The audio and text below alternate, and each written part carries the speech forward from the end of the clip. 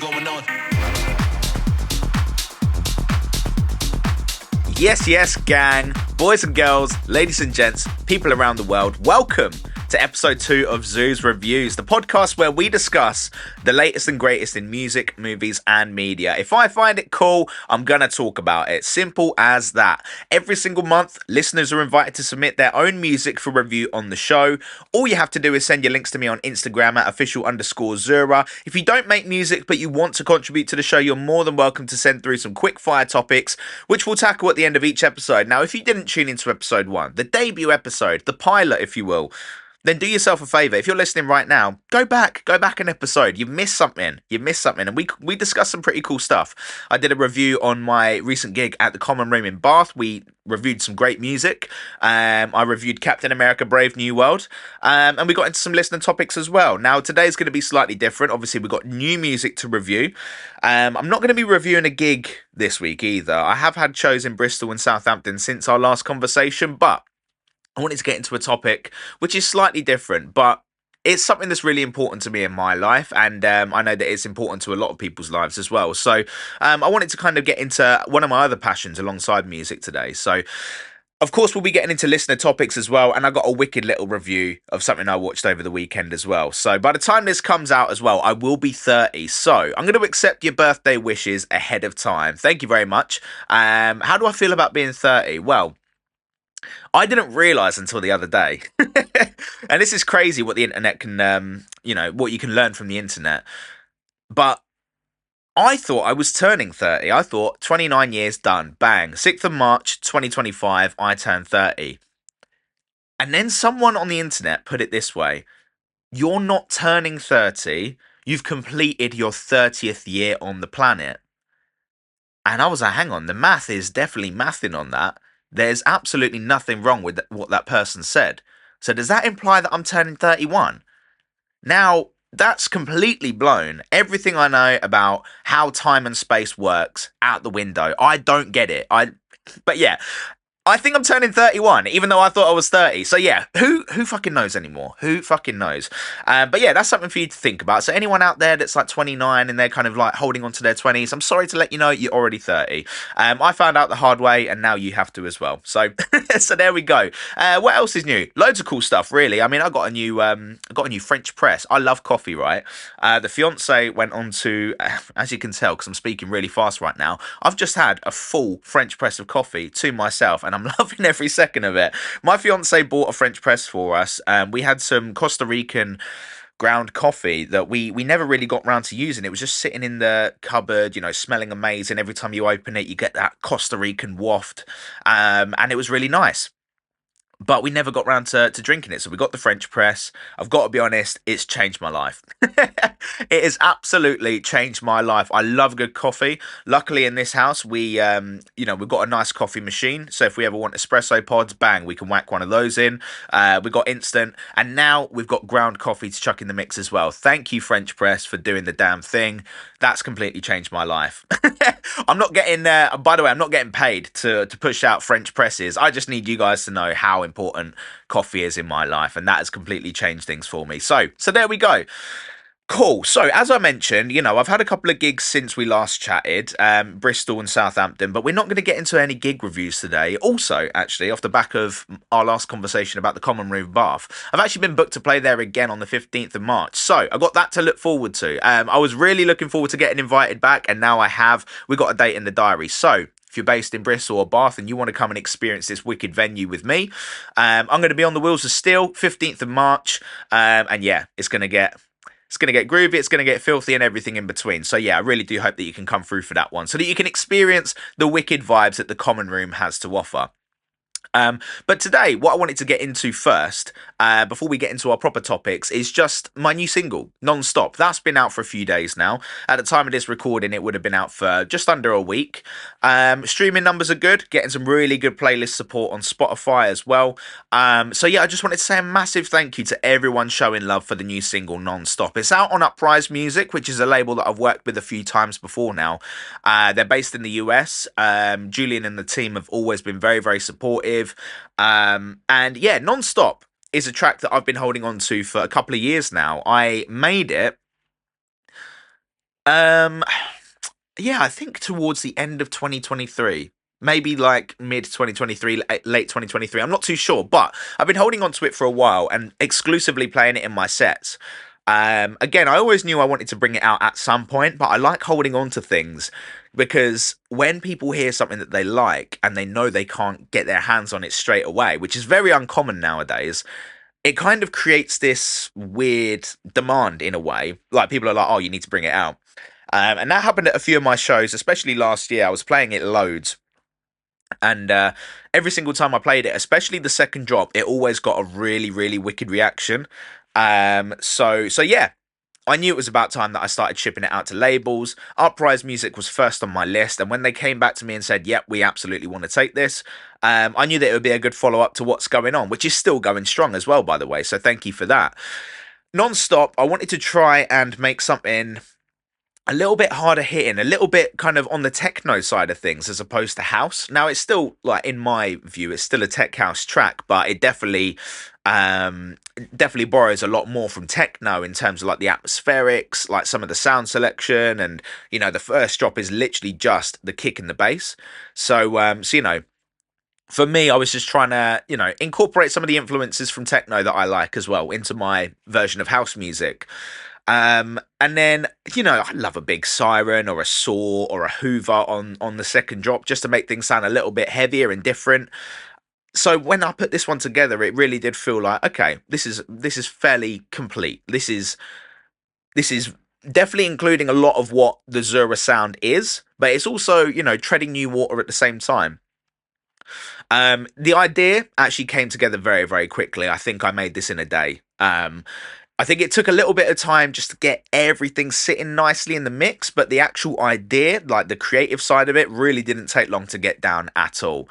The vocal, that vocal sample, yeah, I don't think I originally used that. I think I had something else that was a little bit more kind of like singy, songy, but it just didn't fit the vibe. I thought if I wanted to go a little bit more techno, I'd need something a bit monotone, maybe a little bit kind of robotic, that's just saying one thing over and over again. Repetitive, typical techno slash tech house stuff.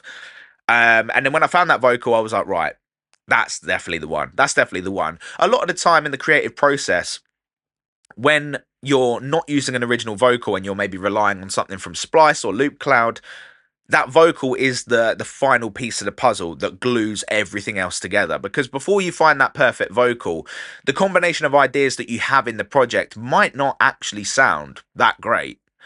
You might just be kind of scraping the bottom of the barrel in terms of, okay, like I've done this before, this works, I know this combination of things work. But until that vocal goes in there, you don't realize how well they work together. So that's what happened for me on this one. I had the repetitive bass notes, the 16th bass notes. I had heavy sounding drums. I had the siren on the second drop and stuff like that. Atmospherics were all sounding good. But until that vocal went in there, I don't think I fully realized the track's potential. So I was very, very excited. Like as soon as I found that vocal, whacked it in there, I was just like, okay, this is a banger. This is gonna go off. It's one of those earworms vocally as well, where people just latch onto it and they're like, okay, cool, here we go. This is what the song's about. Bang. And then they kind of like, you can see people, like, even though they don't know the song, they're still interacting, they're still singing along, despite the fact that they're probably hearing the song for the first time. It's the earworm effect. You hear it in dance music all the time. But yeah, to have one of my tracks kind of have that earworm effect, and I can visibly see that happening on the dance floor in front of me while I'm playing it, that's really crazy. Like that always blows my mind, and I always feel super grateful to whatever creative powers there are out there that kind of let me channel that into my music. So yeah. Wicked stuff. There we go. Non-stop is out right now. If you haven't checked it out, do yourself a favor, take a little listen. Let me know what you'd rate it out of 5 zoos as well. Is it my best work today? Is it, bottom of the barrel? It's up to you to decide. Music is subjective. So yeah, but I'd absolutely love it if you haven't already to go and check that out, because yeah, I'm very proud of how it came together. And I'm just happy that it's out in the world for you to experience in its entirety. So there we go. Cool. So now that we got that out of the way, we're going to talk about some Brazilian Jiu-Jitsu goodness today. So this is a huge part of my life. I get asked about it all the time from people who either train or don't train. because I don't stop talking about it. I love it so much. Like, it's such a big part of my life. And honestly, I think, from my opinion, is that everyone should take part in martial arts, whether that's, Muay Thai, a striking art, or a grappling art like Jiu-Jitsu. I think that everyone owes it to themselves to train martial arts, or at least, like, some kind of self-defense, because martial arts and self-defense, they're very different things. And I think a lot of the time they get mixed up. You can learn self-defense via martial arts, and vice versa, but they're two very different practices. Brazilian Jiu Jitsu, I chose it because I've been fascinated by grappling ever since I was like younger. Like, I was a big fan of WWE, and I still am, which we'll get into in just a little bit as well. But the grappling side of things, for me, I was always a bit like, it just fascinated me that people could win a fight without throwing a single kick or a single punch. I was always like, that's pretty badass. I like the sound of that. Because I grew up, I think, like most kids of my era, watching Bruce Lee movies and being fascinated by what he could do. Bruce Lee, for me, is the gold standard when it comes to martial artists. He was just phenomenal, a complete superhuman. Like, what he was capable of for a man of his size, bonkers, absolutely bonkers. You name something more iconic in martial arts than the 1 inch punch. You just can't. That footage is deeply ingrained in my body, and I just love his philosophy and everything like that. So I grew up watching martial arts movies, specifically Bruce Lee movies, watching him, punch and kick his way out of situations, going into a Japanese dojo, kicking the shit out of everyone, and finding that absolutely fascinating. And then I remember watching, I think it was Game of Death. I'm not 100% sure. It's not his most it's not his most favored film, because unfortunately he did pass away during production. But there is a scene where he is choking out Kareem Abdul-Jabbar, who for some reason has dragon eyes in this film. I know it sounds mental, uh, but that is what happens in the film. Like, it just doesn't feel like any of his other movies, but it is what it is. But yeah, he starts choking out Kareem Abdul-Jabbar after having like a really, physical fight. And I thought, damn, that's crazy. That was my first experience to like grappling and how effective it could be. And then got into WWE later in life, and of course it's scripted. It's a show, like, it's episodic TV. It's not a real fight, but there were like submission artists, like CM Punk with the Anaconda Vice, or John Cena with the STF and stuff like that. You had all these, Chris Jericho with the Walls of Jericho, of course. Like, I never understood. Like, okay, they're in pain. Like, they're tapping out, and that's the end of the fight. Like, they haven't had the shit kicked out of them. They're just in this weird hold, and that's it. Like, they just give up. And that, I never understood the concept of that. I didn't get how that worked in practice. But I always found it fascinating. I thought, okay, well, why don't you do that from the start? It wasn't until I started discovering UFC, and I kind of transitioned from loving WWE to loving UFC because of the kind of the reality, the brutality of it. Like, it's kind of like discovering that Father Christmas doesn't exist when you find out that wrestling's fake as a kid. Like, you're in denial. But when I did, I kind of wanted to know what the next best alternative was in terms of, like, real combat, and UFC was on the rise big time.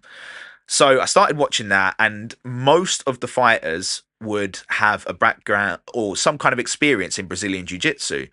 And I remember Brock Lesnar made his UFC debut against Frank Mir. Of course, I knew Brock Lesnar from when I loved WWE, so this seemed like the perfect kind of gateway for me to start watching UFC, watching one of my favorite WWE superstars, an absolute monster, against a guy I didn't know in Frank Mir, who now I'm very well, I definitely know who Frank Mir is. Crikey, what a legend! And I just remember him getting him in some kind of knee bar or like some heel hook, and the fight was done. Brock Lesnar was kicking the crap out of Frank Mir, and then all of a sudden Frank Mir wraps himself around his leg, and Brock Lesnar's tapping. And I thought, this is crazy. Like, I thought that this only happened in wrestling. I thought that there was like a kind of level of fantasy involved here, but no, this is a real thing. And then, did a bit of background, watched some of the other fights and stuff, Nick Diaz before his brother Nate came along. Um, just trying to think of the others. Of course, the Gracie family and stuff like that. And then you start seeing how effective Brazilian Jiu-Jitsu is. And it's not even fair. It's like having a completely unfair advantage against anyone you're against. Now in the UFC, it's a little bit different, right? You have specialists like Charles Oliveira, but they're very balanced. Like they've got really good striking and stuff like that. So now everyone's doing it. But back then, not everyone knew Brazilian Jiu-Jitsu. So you would see that there would be a huge skill disparity when the fight inevitably got to the ground in the people who knew it against the people who didn't know it. So for years and years and years, I was fascinated by watching this, blah, blah, blah. And I just thought, I need to learn how to do this stuff. Because I've always like loved martial arts. You know, I did a bit of Tang Soo Do when I was younger, a little bit of Muay Thai, a little bit of boxing here. Tried Aikido, realized that was a cult. And it just simply doesn't work. If you're an Aikido guy, I'm sorry to let you know, but you are being taken for a ride. So, you know, I'd always like had an interest, and I'd always tried things, dipped my toes here and there into different martial arts, or, you know, kind of like self-defense disciplines and stuff like that. But jiu-jitsu for me, I thought this is something that I can easily see myself committing my life to, because I've seen how it works. I understand that this is super effective. So for me, the main thing was I wanted to find somewhere that I could train that fit my vibe, because I wanted to learn in an environment that I knew I was going to be able to commit many, many years of my life to. And when I moved to Bristol, that was one of the first things I wanted to get on was, okay, let's find a Brazilian Jiu-Jitsu gym. Moved to Bristol, COVID happened. So I was like, okay, I take it no one is going to be training Brazilian Jiu-Jitsu while people are getting sick and stuff like that. So I waited a couple of years till things opened up again. And I came across a gym just around the corner from a house that me and my fiance had just moved into. And I was like, this could be the perfect one. And there will be a lot of people that train Brazilian Jiu-Jitsu that can definitely relate to this. I just kept putting it off. For whatever reason, I was procrastinating. I never got round to actually attending a class. And then eventually I thought, you know what? I'm just going to turn up. I'm going to catch a vibe for the place, see what happens. If I don't do it now, I probably never will, because I've been sitting on it for about 5 years at this point. Finally turned up to my first session. I was expecting to go in there and see everyone with cauliflower ear, throwing each other around, this, that, and the other. I go in there, and it's just a few people sitting on the mat in a circle, you know, just chatting, talking about, I can't even remember what they were talking about, but like it was like not what I was expecting at all. I was expecting to go in there and to hear everyone talking about like, I don't know, just something super alpha. But no, like everyone was kind of just, you know, super chill, and they were like, oh yeah, hey, come on over, like, you know, blah blah blah. Done all the intros. Shout out to my boy Mark, by the way, Mark Fairminer. What a lovely, lovely dude. I will never forget how he made me feel the first day I stepped into that gym, because he partnered up with me. He went through all the positions, all the drills. He was super patient with me when I had absolutely zero idea what I was doing. So I know, because now I am sometimes that person, you know, when there's a new person that comes into the gym, I like to welcome them. I like to, you know, pair up with them and kind of introduce them to the drills and the positions and stuff like that. So now I can see it from Mark's point of view, like how much patience he must have had with me at the time. And I'll never forget how that made me feel. That really did set me up for success with that particular gym as well. A couple of days later, I went to another session, and the gym owner, Jun, absolute legend, loveliest man on the planet, he was there. Had a little chat with him, you know, expressed my interest in, you know, training there, and had another good session. I say good session. I had a great time, but I had people literally yanking my limbs, you know, past the point of breaking, choking me out left, right, and center, smothering me. You know, I was tapping left, right, and center. If you don't know what that means, by the way, in jiu-jitsu, when you've had enough, you just tap on your opponent, and that's it. That's the end of the round. Similar to pro wrestling for those who watch WWE. Yeah, so after that, I got the bug big time. I went out and bought like 3 gis. I went out and bought all the no-gi stuff I could find. I turned up to Monday, the following Monday, as the guy with all the gear and no idea, just getting my ass handed to me left, right, and centre, week in, week out for months and months and months. Someone said to me, I can't remember exactly who it was, but someone said to me, you've just got to expect to spend the first 6 to 12 months getting your ass handed to you with literally with literally no reward. Like you're not going to tap anyone. You're not going to be the guy on top. You're going to be the person on bottom for the first 6 to 12 months. Now that whole experience destroys your ego. You turn up and you have zero expectation going into every session. And for me, I needed that big time because I'd been watching this and kind of studying it and been a big fan of grappling and Brazilian Jiu-Jitsu for so long. All of a sudden, I do it and I'm no good at it. I'm getting smashed. And I thought, okay, I'm going to have a good understanding of this. I'm going to go in and I'm going to know what I'm doing. No, not even close. Not even close. Until you get on the mat and understand how the human body works, like you just don't have a clue. You just don't have a clue. I've seen so many people come into the gym for a training, a kind of free taste a week, and never see them again.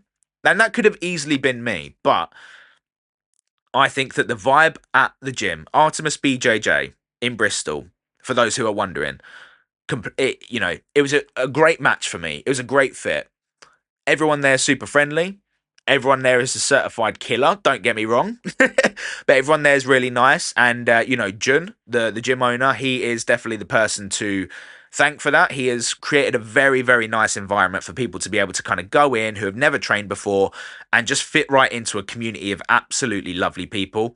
As well as that, people from other gyms that fancy cross training and stuff, he welcomes with open arms as well, which is really nice as well because it's nice to kind of see, okay, they're from a different gym, maybe they've learned something that I haven't, so that's a great opportunity as well. But yeah, big ups to Jun, big ups to everyone at the gym who's made the environment a very, very nice place to be. It is definitely friendly, and when it's time to go, it's time to go, which I love as well. So why am I talking about BJJ? Of course, it's an important thing in my life, and I'm not trying to sell BJJ to anyone because I understand that martial arts aren't everyone's thing.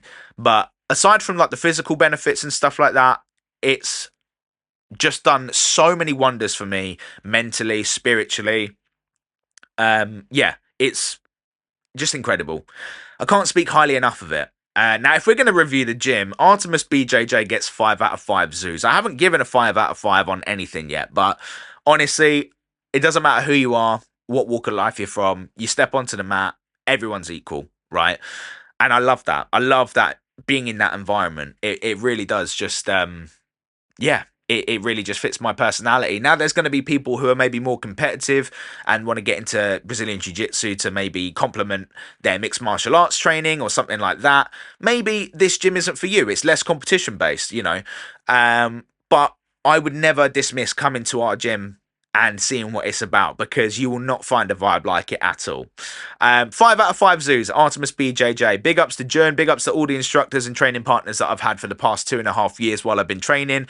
Just wanted to give you guys a quick shout out because it's changed my life. And if anyone's listening to this and they're even remotely interested in Brazilian Jiu-Jitsu, and if this tips one person over the edge to maybe get on the mats and give it a go, hey, welcome to the cult. It does feel culty at times, mate, because honestly, I'm always preaching like how good it is and how I wish everyone could take part because you'll learn a lot about yourself. Let's put it that way. All my friends are like, why are you trying to get us to join this cult? Honestly, if you know, you know. If you know, you know. But we'll leave that there anyway. Brazilian Jiu-Jitsu, Artemis BJJ in Bristol, 5 out of 5 zoos. See you on the mats. Cool. So, time for me to shut up and let some of the music do the talking. We're going to get into the music review section of the show. I'm going to have a little look at some of the submissions. Now, thank you to everyone sending submissions in, by the way. We have received so many, and we will get through them all. I absolutely guarantee it. But yeah, I've still got some from the first episode that I want to get through before I start getting into like the second week's worth of submissions. So, I'm going to have a little look and see what we've got. Wicked. Okay, cool. So this one was sent to me on Discord by DJBeanz. Thank you very much, DJBeanz. This is an edit of Candy Shop by 50 Cent. Let's check it out.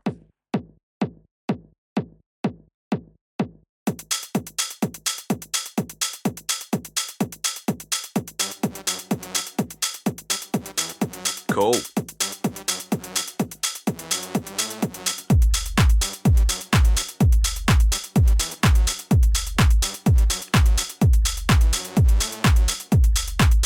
Drums sound cool so far. Take you to the candy shop. I let you lick the lollipop. Go ahead, girl, don't you stop. Keep going till you hit the spot. Whoa. I'll take you to the candy shop. Yeah. One taste of what I got. I'll have you spending all you got. Keep going till you hit the spot. I'll take you to the candy Sorry, I always find myself doing ad-libs to this tune. Here we go. Go ahead, girl, don't you stop. Keep going till you hit the spot. Whoa. I'll take you to the candy shop. One taste of what I got. I'll have you spending all you got. Keep going till you hit the spot. I'll take you to the candy shop. Oh, I like the build-up, yeah. A lot of tension. Here we go.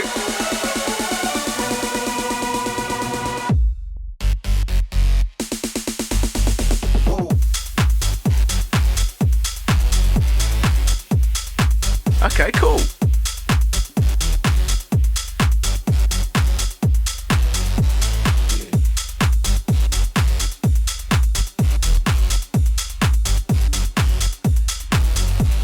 All right.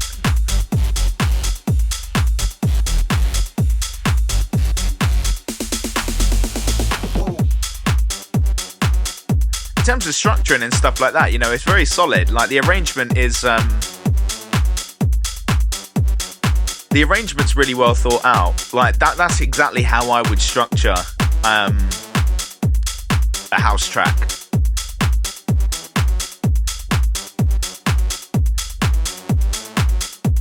Okay, cool. So it looks like we're coming to the outro now. So I'll just let it play out. I'll let it play out.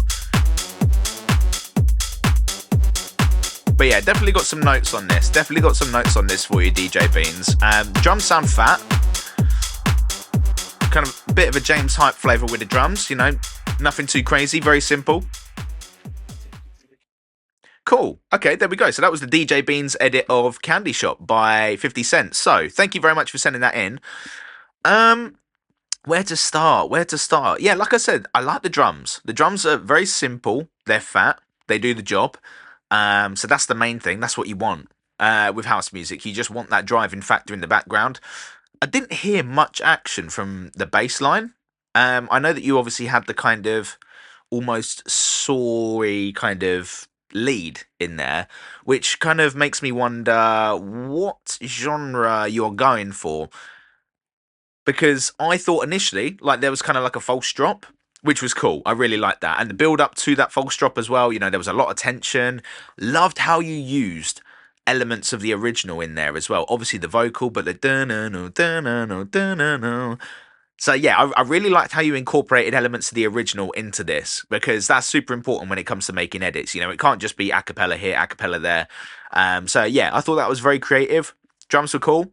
Bass line, I think, yeah, needs some more action on that low end, definitely. Also, I think, again, you'll have to tell me what you're going for here, but I'm not 100% sure that lead needs to be in there for the whole drop. If you want to have that on just the initial false drop, that like dun dun and dun, I think that works big time. Then just draw that out, pull that out, and just have the sub underneath. But it doesn't really, at least from what I can hear, it doesn't really sound like there's much going on with the sub. So maybe have a little look at what you've got going on bass wise. I also thought there was a lot of different sounds going on as well. I think maybe you can minimize the number of sounds that you're using. Maybe just literally base the song around 2 or 3 different sounds, as opposed to having like loads of different things going on. Yeah, it's hard for me to, it's hard for me to say, because like, I mean, it works for me. It works for me. I think it would definitely work on the dance floor, but I think that there are definitely ways to make this better. The leads that you've got in there at the moment, I think take that out during the drop section. You can sprinkle little bits of it here and there, but you don't need to have that as the main thing. I think that you could definitely fill out the arrangement with more effects and stuff like that, you know, like little zaps, lasers here and there, maybe like some white noise, exhausts, or, you know, whatever. Maybe some drum fills, a bit of variation in the drums would be quite cool. Maybe like some like claps or like some congas or something, you know. Then again, I like the simplicity of the drums, so you know, it's just knowing when to add these things and where. Um, yeah, mate, I think it's a solid idea, and I think it's a really good foundation to build on. The arrangement was good. I think it's a bit short. It's very, very short. You know, I think we could definitely do with a breakdown, another build up, and another drop section before going to the outro. But maybe this is an early draft of an idea. I'm not too sure. But yeah, I think it's a solid foundation to build on for sure. I'm gonna give it 3 out of 5 zoos. Yeah, for me, a bit more variation. The arrangement's great. Maybe you could double it in length because it is very short. And sound selection, maybe just bring the amount of sounds you're using down to like 1 or 2 for the sake of consistency throughout the whole track. Build up was great, really liked that. The tension was fantastic. We just need the payoff on the drop now. So the false drop worked for me, but then bring that lead out and really have a little bit more going on in the low end.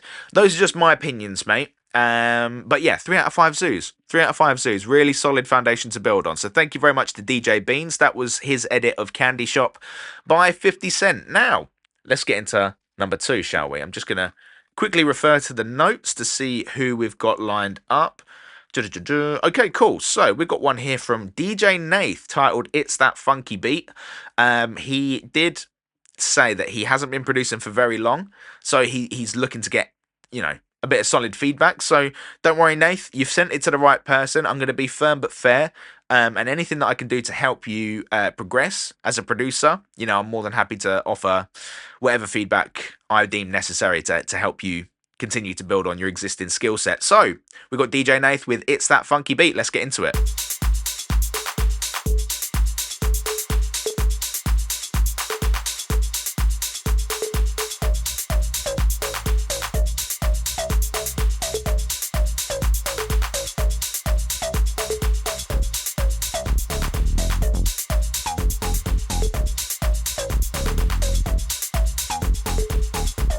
Okay, cool. So I think we're just getting straight into it.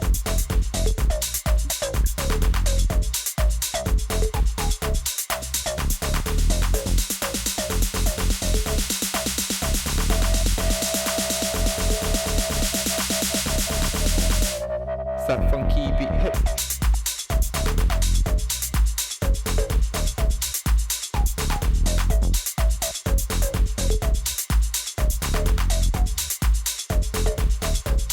Okay, cool.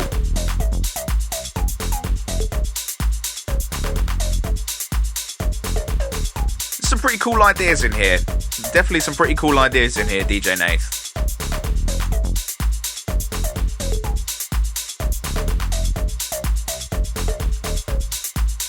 That top kind of like pluck or lead or whatever you want to call it. I don't know why, but it's reminding me of Housework by Jax Jones. Build up again.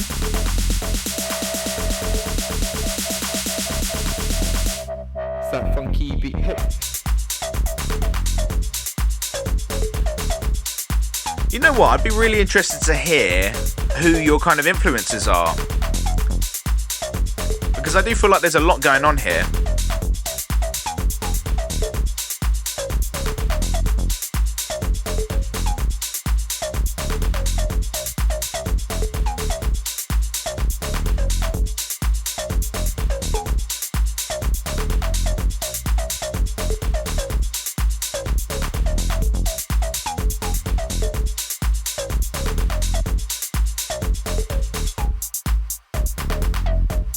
Okay.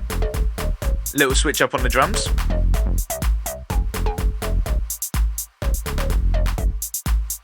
Again, it looks like this one's going to come to a close any second, so I'll just let it run out. I'll let it run out.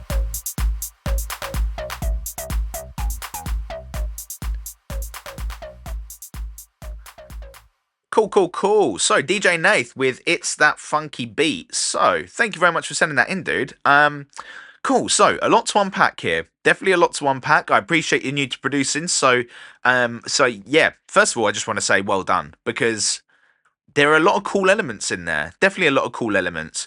Um, Once this comes out, mate, let me know what production software you're using. Let me know what your influences are, like, the artists that you look up to, because I would be very interested to know exactly who you're listening to, and who you're kind of modeling your production around. So we'll get into it initially. I think the arrangement is the main thing that needs work here. I think, especially with dance music, house music, whatever you want to call it, it needs structure. It needs almost a sense of predictability, which sounds terrible, but it really does. One, so that DJs know what's going to happen and when, and two, so that the audience kind of knows what's going to happen and when. Because when you go out and you listen to house music, when you listen to your Jamie Joneses or your Patrick Toppings, they're masters of kind of leading you on a journey, even though you know where that journey is going to take you, right? Like, it's predictable because that's the nature of dance music. It's repetitive. But they're the masters of kind of making it work and feel new and exciting, right? But in order for that to work, they need the music that they're playing to they need to understand that music, so it needs to be predictable to them so that they can make it unpredictable to the audience. I rambled on a little bit there, but what I'm trying to get at, DJ Nath, is I think that you need to, whoever you're listening to at the moment, listen to more of them and listen to exactly what they're doing and when in their tracks. Listen to the extended edits if you can, extended or original mix rather than the streaming versions, just because then you'll get a better idea of what happens and when in dance music. It almost sounded like towards the outro, it almost sounded like you were going towards just having drums to lead out, which is great because that shows that you have an understanding of how these tracks kind of wind down. But we also need to be introduced to the track in the same way. It was really hard for me to tell if everything was in the same key, because there was a lot going on. The bass was clashing with the kick quite a lot, so sidechain compression is definitely needed to avoid any kind of distortion in the low end. The lead on the top, a bit erratic. Not in a bad way, because erratic can work, but I think simplify the melody. Simplify, what notes you're hitting. Doesn't need to do as much as exploring as it is right now. It can be a lot more repetitive and predictable, and I think it would be more effective that way. Similar with the bass, I can't really tell what's going on with the bass. That's the problem, because it is, it's clashing with the kick so much that it's hard to tell exactly where those bass notes are hitting and what notes, and So yeah, I think that you could definitely benefit from getting your hands on Nicky Romero's kick plugin, because sidechain compression, unless you know exactly what you're doing, can be a little bit of a minefield and almost take away from a track sometimes. So if you just want like a cheat that's going to get you that effect, get Nicky Romero's kick plugin. I think it's called Kick or Kickstart. Not too sure. Anyway, just type it in on Google. You'll be able to find it. And then your kick-bass relationship will be a lot better. At the moment, it's a little bit unpleasant because, yeah, the kick and the bass are hitting at the same time. But because there's no sidechain compression, there's no space for the kick to kind of punch through the bass, because they're trying to occupy the same space in the frequency spectrum. If that all sounds like sci-fi to you, then don't be afraid to drop me a message, mate. You've got my contact now. I'll be more than happy to discuss that in further detail, but for the sake of time, we won't get too much into that. But the kick-bass relationship and the arrangement are the main things for me where I think this could be tidied up. There are a few build-ups and, a few sections where, you had the snare rolls going on, which I really liked. But again, it doesn't lead anywhere different to where we'd just come from. So again, arrangement's super important. If you're going to build up to something, it has to build up to something different, to where we've just come from. So it puts me in a bit of a tricky position, DJNath, because at the moment I appreciate you're new to producing. There's a lot of cool ideas in here. Do they all work at the same time? No. Is the technical ability there just yet? I don't think so, but that's something that you will develop. I'm still working on my technical skills, so do not worry, mate. Do not worry. It's a marathon, not a sprint. Drums, again, I think could do with a lot of beefing up. At the moment, they're kind of non-existent. I can't really hear them. But I think that when you get the kickstart plugin, or kick, again, I can't remember off the top of my head what it's called, by Nicky Romero, allowing the space for the kick to come through will make the kick sound clearer, and then hopefully that will do the same to the rest of the drums as well, just because there's a bit of distortion underneath. So I'm going to give this a 2 out of 5 zoos. Now, I don't want you to be disheartened by that, because again, I think that's a great foundation to build on. And I'd actually love to know who your influences are, in terms of like who you're modeling your productions around, who you listen to, what kind of music you play as a DJ, if you're a DJ at all. I'm assuming you are, because your name's DJNath. But yeah, I think that there's some work to do. But like you said, you're new to this. And if you're willing to put the time in, I have absolutely no doubt that you will be able to turn this idea into something tangible that DJs will be able to play out. Because I think that it's unique. To put it simply, I think it's unique. And that's a good thing. That's a very, very good thing. So, 2 out of 5 zoos for now, Nath. But do not be disheartened by that, because you've got some really cool ideas in there. The technical know-how, the arrangement, these are things that are quite easy to fix. Especially the arrangement. The arrangement's a very easy thing to sort out. The kick-bass relationship, a very easy thing to sort out. Just get yourself Kickstart plugin. And the other technical side of things, you'll develop that as the years go on. If I'm not mistaken, you're still quite young as well. So, dude, honestly, I wasn't even making music at your age. So so do not worry, dude. You have already got a head start on where I was at when I was your age. So keep going, Nath. Really, really impressed. It's That Funky Beat by DJNath. 2 out of 5 zoos. Please do send more, mate. Please do send more, because I'm really interested to see how you develop as a producer. Right. Wicked stuff. So we're going to get into the final music submission for this episode. Just going to have a little look. Okay. Wow.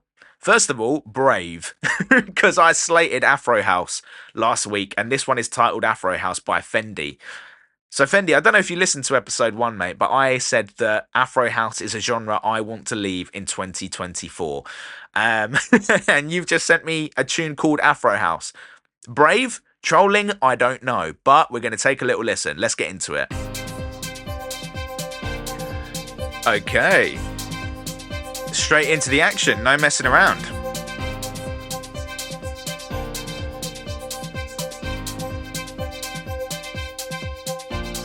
Feel a little disappointed Oh, hello. with the way that you've been with me. I feel a little disappointed with the way that you've been with me. Feel a little disappointed with the way that you've been with me. I feel a little disappointed with the way that you've been with me. Feel a little disappointed with the way that you've been with me. This is nice. I feel a little disappointed with the way that you've been with me.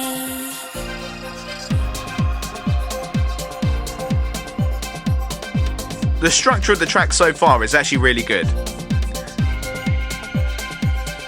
You can hear the different sections. Feel a little disappointed with the way that you've been with me. I feel a little disappointed with the way that you've been with me. Piano chords are really nice. Really, really cool. That you've been with. Oh, nice gate in there. Nice gate in, okay. Showing a bit of technical prowess, that's cool.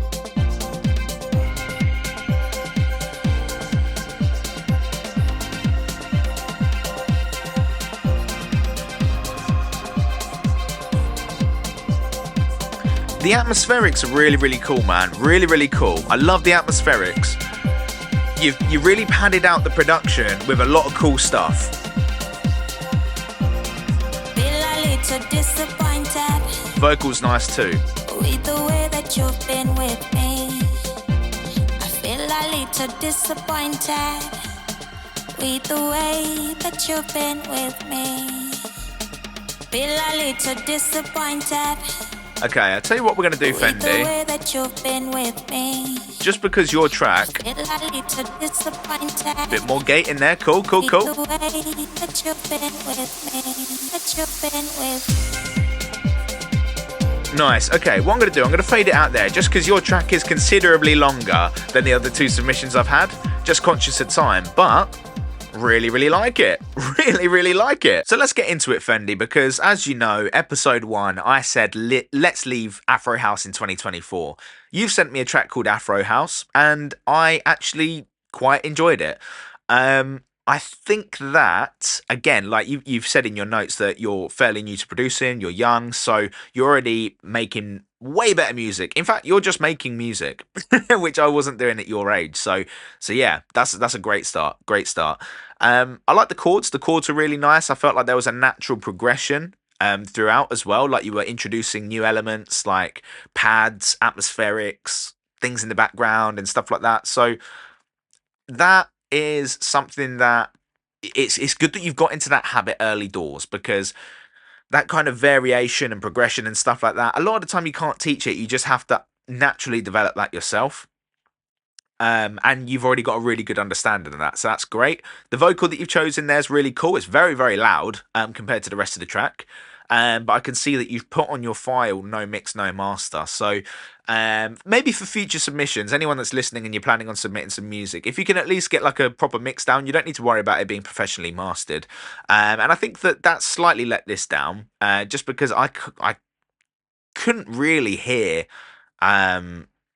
any kind of balance in the mix. But like you said, there's no mix or no master, so it did seem a little bit unbalanced in places. You know, there was a kick and then there was another kick added, which I thought, okay, now there's a new kick which is bigger than the first kick, so maybe he was just kind of like, you know, having that as like the intro kick before like the main drop section. I'm not too sure. It doesn't sound like there's a bass line in here at all.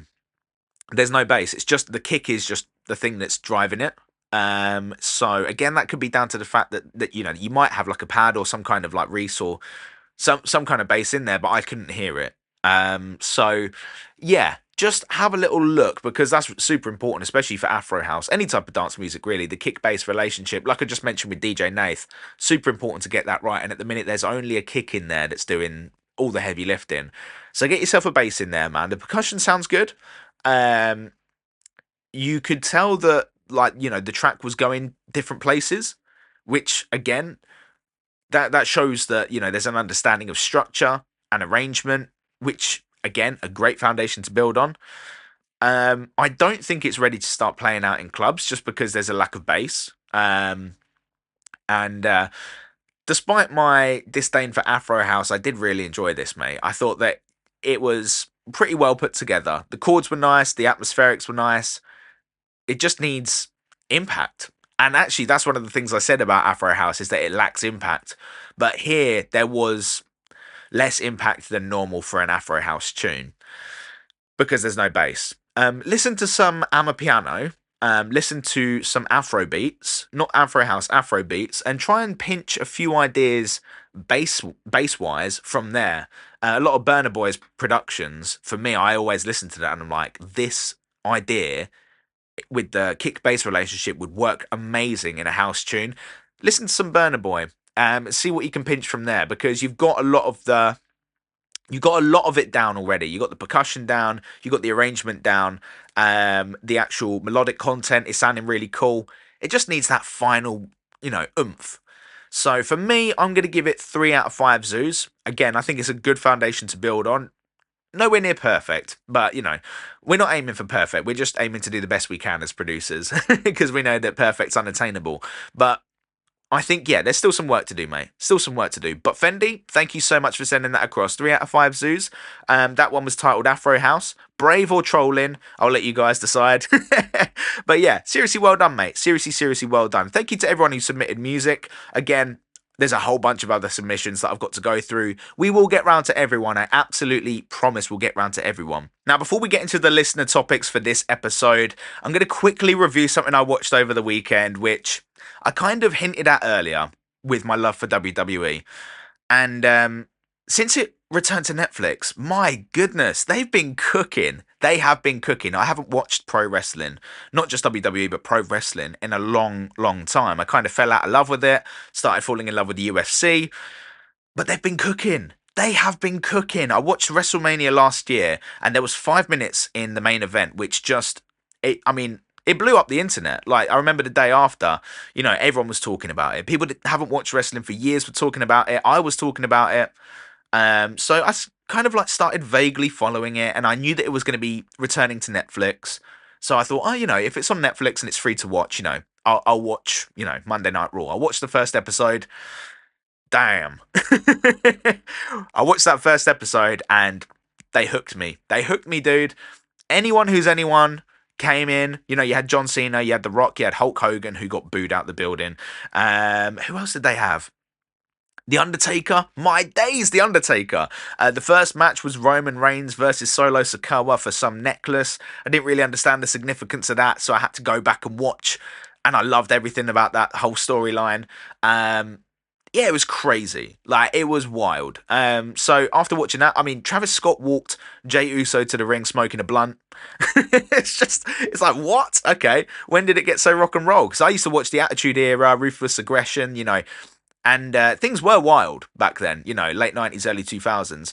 And they're starting to get a bit wild again. I can't lie. So I've been watching it very, very closely since the start of the year. And this past weekend, they had Elimination Chamber, which is one of their premium live events on the road to WrestleMania.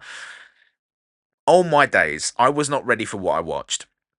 First of all, this is coming off the back of Royal Rumble, which happened last month, where we saw Cody Rhodes, who's the current WWE champion, in a ladder match against Kevin Owens, and I thought that Cody Rhodes had killed Kevin Owens. I genuinely thought I'd watched a man die live on TV. I didn't know what to say. Like, I was genuinely speechless because, of course it's scripted. I wouldn't go as far to say it's fake because they take some punishment. Their poor bodies are constantly in agony. And I think that when you look at some of the 90s, 80s, 70s wrestlers who were no longer with us, they obviously had a dependence on painkillers because of the demand, on their bodies. Now I think they've got a better grip on it, but they're still doing crazy stuff. So I thought I saw a man die on TV. And I thought I saw two men die on TV on Sunday morning when I watched Elimination Chamber. Kevin Owens again against Sami Zayn. The whole storyline is they've been best mates for God knows how long. The ultimate betrayal, and now they're gonna settle it, not in a wrestling match, but in an unsanctioned fight. So like they were selling it like there are no rules. We can't sanction this because it's going to be violent. So we'll host it, but there are no rules. Oh my fucking God. Right, excuse my language, but I can't even begin to explain how violent that particular match was. I've not seen anything like that for a very, very long time. And if you used to be a wrestling fan back in late 90s, early 2000s, and you miss how extreme it used to be, watch this match. We're back, baby. WWE are cooking at the minute. The men's Elimination Chamber match was pretty cool. Nothing overly crazy. Like, they're just setting up future rivalries. So Damian Priest and Drew McIntyre, they're definitely going to get into it at some point. I feel like CM Punk and John Cena will at some point as well. And then who else? Yeah, Logan Paul, and who was the other one? I can't even remember. But yeah, someone else. Damn, that's going to really annoy me. Really, really annoy me. But anyway, they're just setting up future feuds. Now, the main thing that came out of this, and spoiler alert if you haven't seen it, but if you haven't seen it, I'm sorry, you've had a few days to do it now. And there's a good chance that you're not really into WWE anyway, like if you haven't seen it. So I'm just going to go ahead and say spoiler alert. The main thing that came out of this was, there was a whole thing with The Rock trying to buy Cody's soul because he's like the director of TKO or something like that, or he's on the board of directors for the company that owns WWE. So he was like trying to get Cody Rhodes to sell his soul so that he could be like The Rock's bitch boy, basically. And Cody Rhodes went out there and he had a decision to make right at the end of the event, and he was just like, you know what, I want it all, because The Rock's basically playing the devil at this point, and he's like offering him fame, fortune, everything that The Rock has. He's like, okay, you can have this, but you've got to be my champion. You've got to sell your soul to me. Cody Rhodes goes out there, he's wearing all black, and you're like, oh my god, he's about to turn into a bad guy. Like, this is the heel turn of the of the last decade. Like, this is going to be crazy because he's been the good guy for so long and the face of the company. And, it kind of starts to sound like he's about to go on The Rock's side, and like everyone's like, no, you can literally see people in the audience like screaming at him, like, don't do it. And some funny signs as well. Wrestling signs are absolutely hilarious. Everyone's like, oh, I'd sell my soul to The Rock. And then he literally turns around to The Rock and he's like, but you can go fuck yourself. Those words, I haven't heard anyone drop the F-bomb on WWE TV for like a couple of decades. So that in itself was super exciting. John Cena, who by the way just won the men's elimination chamber match, so now he's going to fight Cody Rhodes at WrestleMania. Good guy versus good guy, right? John Cena's the ultimate good guy. Whether you like him or not, he's never not been loved by fans, right? And he's all about hustle, loyalty, respect. He's the perfect role model for perfect male role model for young wrestling fans. And then, Cody says, go fuck yourself to The Rock. And the whole crowd's like, yeah, woo, woo, woo. John Cena's like celebrating, like, yeah, you told him, blah, blah, blah. Gives Cody Rhodes a hug, looks The Rock in the eye. And The Rock just makes this throat slit gesture. You see John Cena's face just change from smiley to like this kind of numb look on his face. And then he pulls off the heel turn of the fucking century, kicks Cody Rhodes in the balls, busts his face open, there's blood everywhere, and that's it. So now we have a WrestleMania main event in April, which has an evil John Cena, which I never thought I'd see, against Cody Rhodes, who just told the establishment to go fuck themselves. Listen, I think I know how that one's going to go down. It's going to be an absolute bloodbath. This is John Cena's final year in WWE as well. He's doing his retirement tour. So this is quite significant to do at this point in time. He could have easily just stayed a good guy and, kind of seen out the rest of his career as the hustle, loyalty, respect guy. But he's challenging himself and he's trying something new. Remember, it's a TV show. These aren't, these are characters. Sometimes people need a reminder of that. So to see John Cena's character go from good to evil was really, really quite shocking. It was a plot twist that no one saw coming. I think everyone thought Cody Rhodes was going to sell his soul to The Rock, and then he was going to be the bad guy going into WrestleMania, and John Cena was going to be the good guy that beats the bad guy. So there we have it. WWE Elimination Chamber. I'm pretty sure I saw two men die. I saw one of the most shocking things I've seen on TV in a very long time. It's hard not to give this 5 out of 5 zoos because it was pretty mental. By the way, the whole thing started on like a crazy note as well, but I won't get too much into it because then I might as well tell you everything that happened on the night. But like from start to finish, it was full of shocks. Like it was full of madness. I'm going to give it 4.5 out of 5 zoos. It was so close to being perfect. So close to being perfect. I don't even know why I'm not giving it 5 out of 5 zoos, to be honest. But I just know that everything they're setting up for WrestleMania is setting that up to be 5 out of 5. So maybe in April we review WrestleMania and then I'll finally give WWE 5 out of 5. But my days, 4.5 out of 5 zoos, Elimination Chamber. That was fucking wild. Okay. Here we go, guys. We are going to get into the listener topics to round off this episode. Now, let's have a little look because I've recently set up a broadcast channel on Instagram called the Zoo Crew. If you want to get involved in that, I'm posting the link to join that every single day on my Instagram story @official_Zurra. That is the place to find out everything I'm up to before anyone else. Tour dates, release dates for music, content like this. And I also reach out to the people in my channel, part of the Zoo Crew, for listener topics. And I'll always prioritize those listener topics over the ones that I receive via my story. So if you want to make sure that your topics are being addressed on this show, join the Zoo Crew @official_Zurra. Every single day I'm posting the channel on my story. Click on it, get involved. There's plenty of exclusive things for you to get involved in. So yeah, I'd absolutely love you to join the community. And you can have your topics addressed there. So we're going to get into the first one here from Court ML90. What a legend, by the way. Court, you're an absolute G. Thank you very much for sending this in. Standalone controllers versus laptop controllers for beginner DJs. Your recommendation and why. Thank you very much for sending that in, Court. Okay, cool. So I don't necessarily think that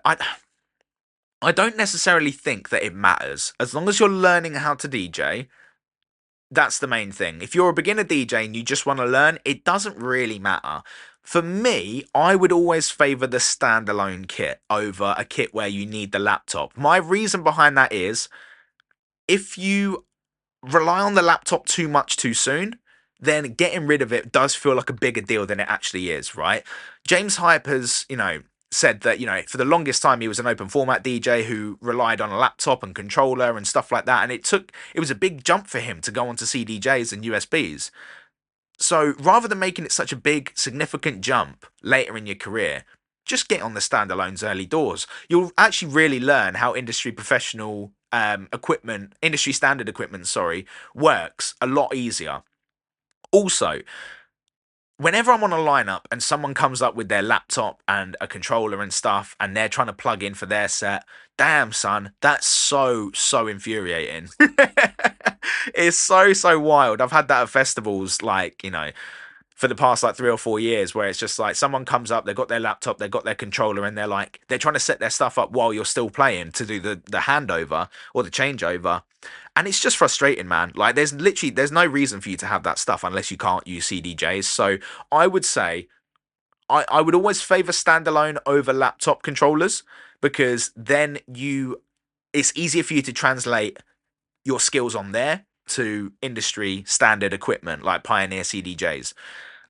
But there's nothing wrong with using a laptop at the same time. So I don't want that to come across like, stay away from the laptop. No, you can benefit massively from having a laptop and a controller, because especially if you're doing open format sets and stuff like that, it's really easy for you to navigate your music library if you have your laptop.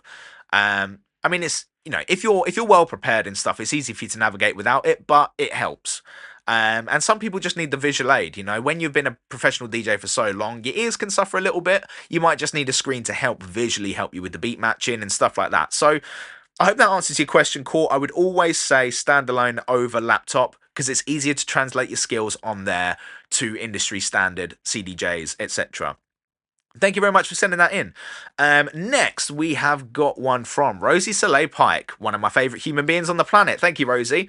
How do you ensure you spend enough quality time with your soon-to-be wife when you both work on different schedules? Well, I don't know if my fiance has put you up to this, but thank you for sending that in, Rosie. That's a really good question. That's a really, really good question. And actually, it's important for me to address this publicly, because it's difficult. It's not easy. But it was, in my opinion, it was a lot more difficult when I was working a full-time job alongside pursuing music as a career, because I would work the 9 to 5, Monday to Friday, and then I would get home, and in the evenings I would be absent. So I would be going out to the studio. I'd be, locked in, just working on music, recording my radio show at the time, and stuff like that, recording mixes. Whereas now in the evenings, Monday to Friday, I train jiu-jitsu on Mondays and Thursdays, but other than that, she has my full attention. She has my absolute full attention. And I can spend some really quality time with her. A lot of the time we just chill, we watch TV, but we can spend some quality time together. Now, when I'm training jiu-jitsu, usually I'm gone for an hour or two, so that doesn't eat into too much of our evenings. But yeah, it allows me to it allows me to really kind of focus on spending quality time with her. Whereas before, Monday to Friday, I'd be compromising. I'd be right, I need to go to the studio Monday, Wednesday and Friday. Tuesday and Thursday, maybe we can spend some time together. But honestly, my mind would always be racing about music, because I'd always be I haven't had a chance to do it today. I need to be doing this every single day, blah, blah, blah. So now in the evenings, once I've finished my daily duties of music, as soon as she gets home, that's it. Undivided attention. Weekends are a little bit harder, because we used to do a lot of fun stuff at the weekends, and now I'm predominantly doing gigs. If I'm based, if I'm doing a gig around Bristol, it's a little bit easier because we can spend most of the day together, and then I'll just shoot off in the evenings. But if I'm having to travel somewhere a little bit further away, then yeah, that takes away more of my day. And also the late finishes kind of eat into our Sunday as well. So that can be a little bit tricky, but we got into a good routine. We're going to the gym together recently, going out for walks as the weather gets better as well. I think that'll make things a little bit easier, but yeah, absolutely. It's a balancing act for sure. I do think it was more difficult when I was working a 9 to 5 rather than now, because now my evenings I can just give my fiance, all the attention that she deserves, without thinking too much about other things like music, because I know that I've got, effectively a 9 to 5 the next day to worry about all the music stuff. So luckily I've got better at switching off in the evenings as well. Weekends are a little bit trickier, but we're working around that. We are working around that. And, it's a necessary, it's a necessary thing at the minute. It is a necessary balancing act. I'm still fairly new to doing this full time. I've only been doing this full time for about 18 months or so. So I'm still figuring it out. We're still figuring it out as a couple. But, we're very vocal with each other. We communicate about it, so it's, yeah. It's all good. It's all good. Rosie, that was a really, really good question, by the way. And yeah, I know that Jess put you up to that. So, but no, thank you so much for sending that in. Like I said, it's a balancing act, but we make it work. We make it work. So we're going to wrap this up with, this is a good one. And this is from my mum. Go on. So how do you take care of your health and well-being as a DJ when the environment doesn't lend itself to physical and mental wellness? Wow. Another great question. Damn. Okay, Mum, let's get into it. So, I don't know if this is your way of spying on me, but yeah, no, I think that's a fantastic question, and you're absolutely right. The environment definitely does not lend itself to mental or physical wellness. In fact, it's usually the complete opposite. It kind of promotes getting smashed, and all kinds of crazy behavior. But I think that, I mean, each DJ will have, their own different view on this, and I think that the younger DJs might not understand what I'm about to say, but you'll learn it in your own way. You have to start treating the job as a job, right? I used to treat being a DJ as an excuse to go out, get smashed with my friends, play a good set, blah, blah, blah. And it's just not that. That is not what it is at all. Like, I had a completely twisted view on what I thought being a DJ was when I was younger. And I started to kind of blur the lines between, going out on a social and going out to work effectively as a DJ. And when those lines start to blur, it's chaos pending. It is chaos pending.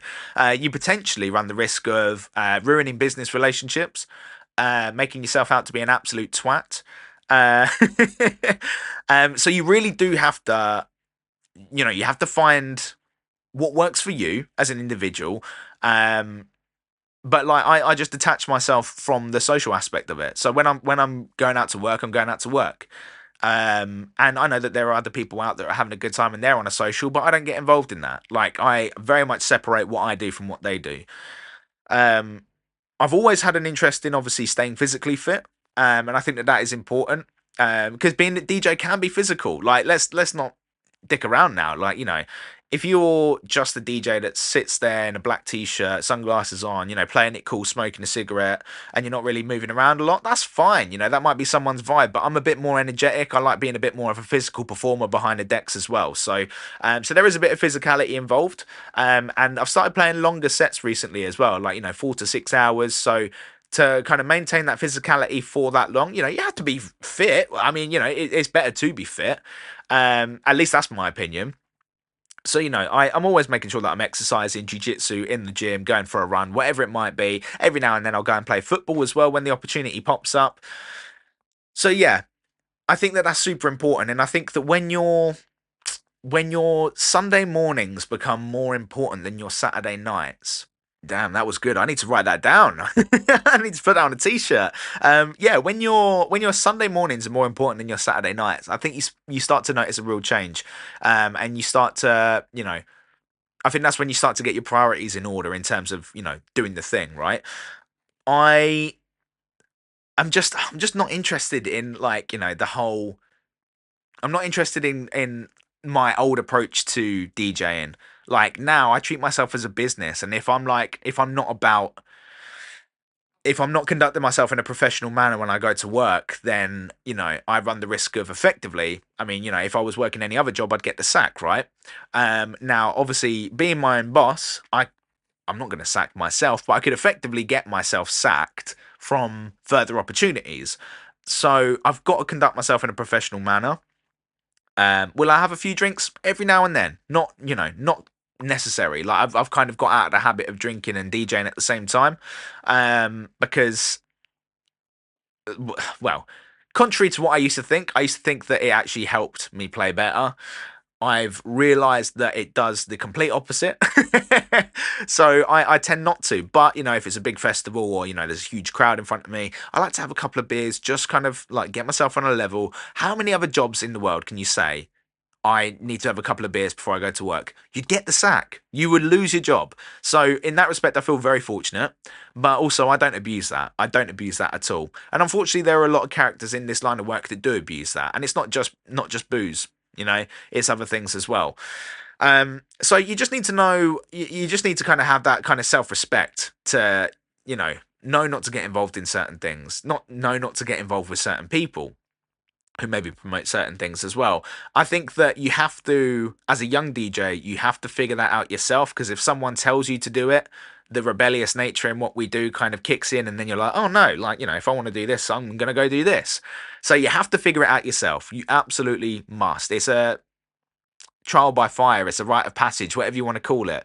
But physical exercise, the most important thing. You've got to be fit, got to stay, that it does more for the mental for me than it does for the physical. Like, obviously it's great seeing a change in your body physically, but it's everything that you get mentally and spiritually from exercising, that the feeling of being healthy, the feeling of being strong, fit, I prefer that than, getting smashed, and unfortunately, it's very easy to get smashed in this line of work where you're booked and they're like, okay, cool, what's your rider? Which is basically their way of asking, okay, what booze would you like and how much? So, yeah, it's kind of hard to avoid sometimes, but yeah, to kind of wrap things up, Mum, I would say it's just, priorities. What are your priorities? For me, I'm more concerned with longevity in life, in my career as a DJ, than other things. I value myself more than I maybe did when I first started as a DJ. My career, my life, everything, my health. If I don't have health, then I have nothing at all. So that for me is, I believe that's a quote from Stephen Bartlett, Diary of a CEO. I might have just made that up, but I'm pretty sure that's a quote. So yeah, if I don't have my health, I have nothing at all. So I hope that answers your question. My priorities are just different now than they were when I was a lot younger. So cool. There we go. We've wrapped up. We've got 3 music reviews in. We've got 3 topics from the listeners, from the Zoo crew. So thank you very much for sending those in. Let's do a little recap of what we talked about. So first of all, I said a little thank you for your support on Non-Stop. It's out right now on Uprise Music, so make sure you go check that out. We spoke a little bit about Brazilian Jiu-Jitsu. Now, if that's not your bag, don't worry. I'm not going to speak about it unless I'm asked in a listener topic, but I wanted to kind of share one of my other passions alongside music with you, and why I find it so special, and why I think everyone should be training Brazilian Jiu-Jitsu. It's the best. Artemis BJJ, 5 out of 5 zoos. So we got into the music reviews, which we had DJBeanz' edit of Candy Shop by 50 Cent. That got 3 out of 5 zoos. DJNath with It's That Funky Beat, 2 out of 5 zoos. And Fendi with Afro House, 3 out of 5 zoos. Massive thank you and well done to all the producers for sending their stuff in. We got into the Elimination Chamber review, which was absolute madness. 4.5 out of 5 zoos. If you're a wrestling fan, go and watch it. Even if you're not, oh my days, do yourself a favour, check it out. It is prime entertainment. And then we covered the listener topics as well. So yes, again, thank you very much for everyone who contributed to this episode. We'll be back for episode 3 very, very soon. And I'll also be giving you a bit of a heads up on my socials on who my upcoming guests are. We've got a few guests lined up to start recording through May and June when people's schedules clear. And I'm really, really excited to have some quality conversations with some good friends of mine and some industry professionals. And yeah, it's just going to be great. So thank you very much for listening once again, and I'll catch you on the next episode. Take care.